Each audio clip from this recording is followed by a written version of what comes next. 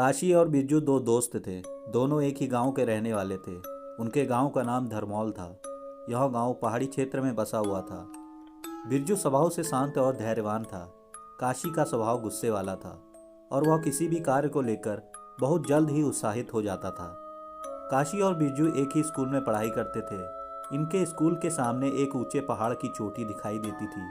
दोनों ही बचपन से यह सुनते आए थे कि पहाड़ की इस ऊंचाई पर बहुत कम लोग पाए जाते हैं।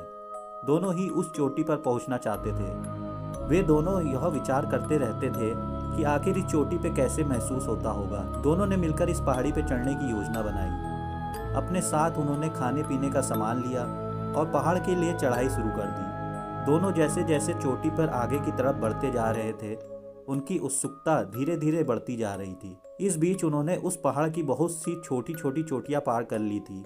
2 दिन बाद आखिर वे उस चोटी पर पहुंच गए जिस पर पहुंचने का सपना वो कब से देख रहे थे। जैसे ही वह उस पहाड़ की चोटी पर पहुंचे तो वे दोनों बहुत खुश हुए।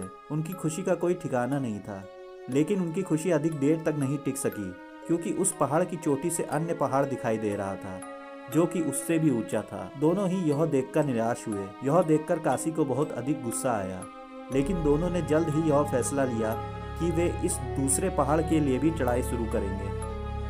दोनों आगे बढ़े और चढ़ाई शुरू कर दी। कुछ दिन बाद जब वे उस दूसरे पहाड़ की चोटी पर पहुंचते हैं तो देखते हैं कि उस पहाड़ से भी अन्य पहाड़ दिखाई दे रहे हैं। उसकी ऊंचाई इससे भी अधिक है। यह देखकर काशी का गुस्सा और बढ़ गया।